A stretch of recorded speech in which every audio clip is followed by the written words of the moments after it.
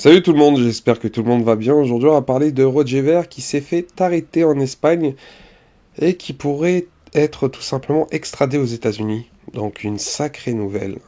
Une sacrée nouvelle. Donc pour ceux qui ne savent pas qui est Roger Ver, c'est le fameux Bitcoin Jesus.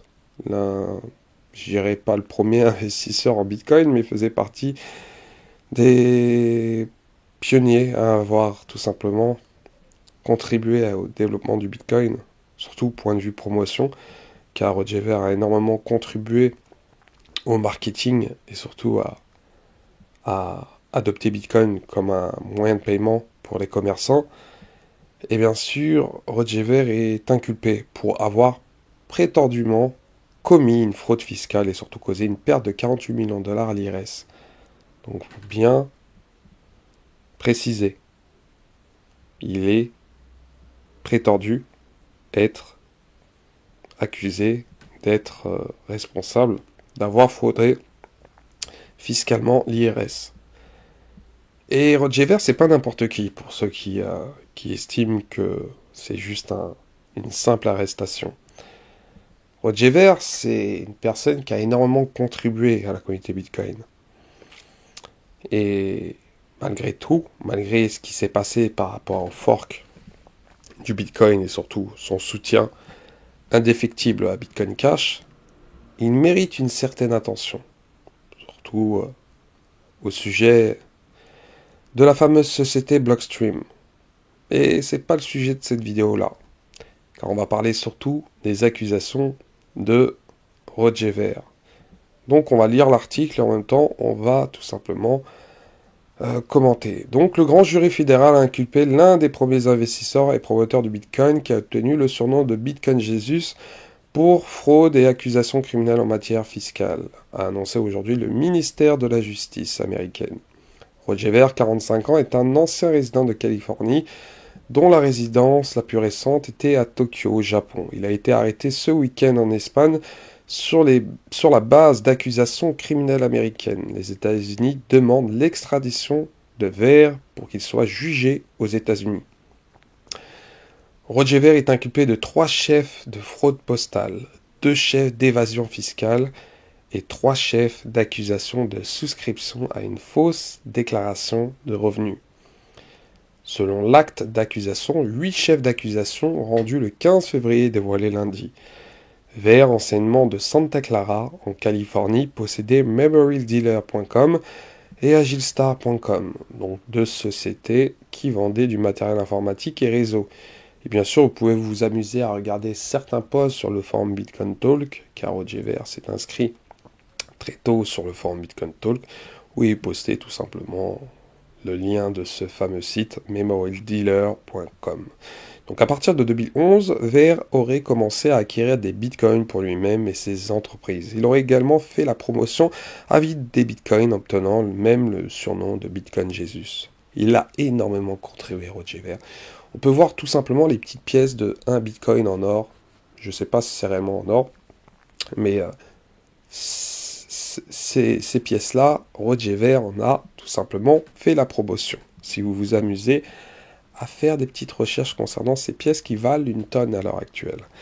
Donc le 4 février 2014, Ver aurait obtenu la citoyenneté de Saint Kitts et Nevis et aurait tout simplement renoncé peu de temps après à sa citoyenneté américaine dans le cadre d'une procédure connue sous le nom d'expatriation. À la suite de son expatriation, Ver aurait été tenu en vertu de la loi américaine de produire des déclarations de revenus faisant état de gains en capital provenant de la vente implicite de ses actifs mondiaux, y compris les bitcoins, et de déclarer la juste valeur marchande de ses actifs. Il aurait également été tenu de payer un impôt appelé impôt de sortie sur les plus-values.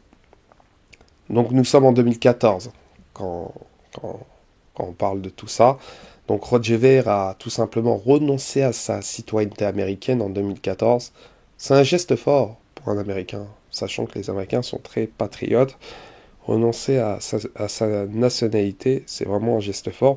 De plus, rappelons que 2014, les gens... Bon, 2014, je dirais, les gens commençaient à holder, parce que le mot hold apparaît sur le forum Bitcoin Talk en 2014. Hein. Assez intéressant cette fameuse date 2014. Et les gens utilisaient Bitcoin comme un moyen de paiement via les sites, voilà, les sites que vous connaissez tous à cette époque-là. Et bien sûr, Bitcoin avait plus une vision de moyen de paiement et non comme une valeur refuge, car les gens n'arrivent pas à dissocier ces deux périodes-là, à part ceux qui ont vécu, qui ont tenu du Bitcoin à cette époque-là, car beaucoup n'ont pas réellement pas compris, mais ils ne savent pas euh, comment Bitcoin a littéralement switché de monnaie électronique à tout simplement à valeur refuge en or numérique. Donc au 4 février 2014, Ver et ses sociétés possédaient environ 131 000 bitcoins négociés sur des plus grandes bourses pour environ 871 dollars chacun. Ah, c'est rien. Memorial Dealer et Agilstar détenaient environ 73 000 de ces bitcoins. Et bien sûr, Roger Ver aurait engagé un cabinet d'avocats pour l'assister dans son expatriation et préparer ses déclarations de revenus liées à l'expatriation. Ver aurait également engagé un évaluateur pour évaluer ces deux sociétés.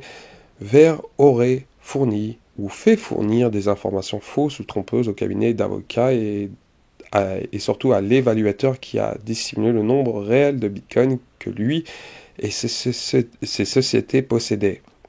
En conséquence, ce cabinet d'avocats aurait préparé et déposé des fausses déclarations de revenus qui sous-évalueraient considérablement les deux sociétés et leurs 73 000 bitcoins, et qui n'auraient pas signalé que Ver possédait personnellement des bitcoins. Donc l'acte d'accusation allégué entre autres qu'en juin 2017, les deux sociétés de Ver détenaient toujours environ 70 000 bitcoins. Et à cette époque, Ver aurait pris possession de ces bitcoins et aurait vendu des dizaines de milliers sur des bourses de crypto-monnaies en novembre 2017 pour environ 240 millions de dollars en espèces. Même si Ver n'était pas alors citoyen américain, il était toujours légalement tenu de se présenter à l'IRS et de payer des impôts sur certaines distributions telles que les dividendes de Memorial Dealer et Agilstar qui étaient des sociétés américaines.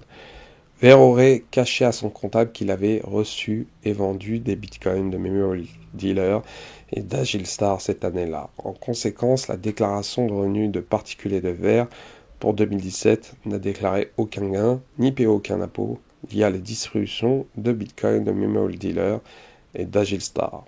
Au total, Ver aurait causé une perte à l'IRS d'au moins 48 millions de dollars. Bien sûr, précisons, c'est écrit en dessous, un acte d'accusation n'est qu'une allégation. Donc l'accusé est présumé innocent jusqu'à ce qu'il soit prouvé coupable au-delà de tout doute raisonnable devant un tribunal. Donc il faudra suivre cette affaire concernant Roger Ver, qui est assez folle. Donc avec tous les chefs d'accusation, Roger Ver risquerait 20 ans de prison fédérale pour chaque chef d'accusation de fraude postale, jusqu'à 5 ans de prison fédérale pour chaque chef d'accusation fiscale, jusqu'à 3 ans de prison fédérale pour chaque chef d'accusation souscrite à une fausse déclaration d'impôt. Là, c'est du très très lourd concernant Roger Ver, donc il risque très gros. Et bien sûr, il a été tout simplement arrêté en Espagne. Donc une triste nouvelle, hein. Bien sûr il y a Kick.com qui a réagi, hein. Donc il a fait un commentaire assez long concernant ce qui se passe, donc vous pouvez le lire sur Twitter. Il dit voilà que Roger Ver est l'un des premiers investisseurs en Bitcoin qui a été arrêté en Espagne pour fraude et présumé, et le gouvernement demande son extradition. Donc il explique que voilà, à cette époque, Bitcoin était le Far West en matière d'investissement, il n'existait aucune règle ni réglementation régissant le Bitcoin. Le statut juridique du Bitcoin n'était pas clair, la valeur du Bitcoin variait considérablement en cas de transactions importantes faisant chuter le prix du Bitcoin. C'est vrai, c'est une vérité, à cette époque-là, Bitcoin n'avait pas la même valeur et fluctuait énormément. Comment évaluez-vous la valeur d'un actif aussi illiquide en 2014 et prétendre maintenant, 10 ans plus tard, que Roger doit 50 millions de dollars d'impôts au gouvernement américain? C'est ridicule.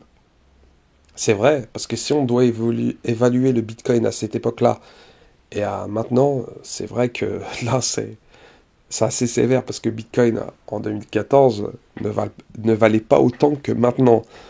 Donc, c'est assez fou, hein. Donc, c'est vraiment incroyable. Comment évaluez-vous la valeur d'un actif aussi illiquide qu'en 2014? Prétendent maintenant, 10 ans plus tard, que Roger doit 50 millions de dollars d'impôts au gouvernement américain. C'est ridicule. J'ai lu l'acte d'accusation, il est totalement inédit, sans précédent, injuste. Il s'agit également d'une tentative désespérée d'attacher une valeur à quelque chose qui se négocie sur un marché fragile, volatile et non réglementé en 2014. De nombreux gourous de l'investissement à l'époque prédisaient, excusez-moi, l'effondrement du Bitcoin et des crypto-monnaies, qui a été tout simplement utilisé que par des criminels comme un moyen de paiement, un outil de blanchissement d'argent et potentiellement de financement du terrorisme. Aucune banque d'investissement n'aurait touché au Bitcoin à cette époque. Comment le gouvernement américain calcule-t-il la valeur du Bitcoin en ces jours d'incertitude totale? Si Roger avait tenté de vendre ses avoirs en Bitcoin en 2014, le marché serait effondré de 80% ou plus. Comment évaluer équitablement la valeur de quelque chose qui était si nouveau et si fragile? Le gouvernement américain ne fait même pas l'effort d'être juste et équilibré. Donc, un long trade concernant Roger Ver, et bien sûr, il dit voilà. Roger Ver est l'un de mes amis les plus proches. Je me porte garant de son intégrité et de son leadership exemplaire, son empathie pour l'humanité et ses efforts pour amener le monde sur la voie de la paix grâce à la technologie sont louables. Il s'est toujours opposé au mal et je voudrais maintenant demander à la communauté crypto de défendre Roger Ver. Il a fait tellement de bien à la communauté crypto avec son plaidoyer et ses investissements. Laissons de nos côtés nos divergences sur la meilleure des cryptos et unissons-nous pour l'aider. Il a joué un rôle crucial dans l'histoire des cryptos et mérite notre soutien. Euh, hashtag FreeRogerVer. Donc un long thread concernant Roger Ver, et bien sûr Roger Ver, assez intéressant son dernier tweet, assez fou. En tout cas, j'ai l'impression qu'il l'a senti, datant du 26 avril. Ne vous attendez pas à ce que les mauvaises personnes fassent de bonnes choses. Assez intéressant ce tweet de Roger Ver. En tout cas, Roger Ver avait sorti un livre assez intéressant, Hijacking Bitcoin. Bon, vous savez très bien que Roger Ver a déclaré la guerre à Dan Back, à Blockstream et au fameux Lightning Network. Et à de quoi? Car il y a énormément de choses qu'on ne dit pas, surtout les maximalistes. Faut bien préciser ce qui se passe concernant le fameux Lightning. Et bien sûr, Roger Ver, sur ce sujet, il dégomme. Il dégomme réellement. En tout cas, le livre a l'air très intéressant. Sûrement, je vais l'acheter parce que ça mérite une certaine attention concernant ce qui se passe. Et surtout, de suivre ce qui se passe concernant cette fameuse affaire qui est Roger Ver, qui a marqué l'histoire un peu du Bitcoin et de ses clashs avec les maximalistes. En tout cas, les maximalistes se réjouissent que Roger Ver aille en prison. Mais je pense que l'affaire va être très électrique. En tout cas, ce qui se passe en interne concernant Bitcoin mérite plus d'être d'avoir plus une grosse intention, car il se passe énormément de choses, en tout cas dans les cryptos à l'heure actuelle. Donc voilà concernant cette petite vidéo, j'espère qu'elle vous a plu, donc n'hésitez pas à laisser un commentaire et de ce que vous en pensez actuellement concernant ce qui se passe concernant les crypto-monnaies, Bitcoin et surtout cette affaire-là, Roger Ver. Allez, ciao ciao.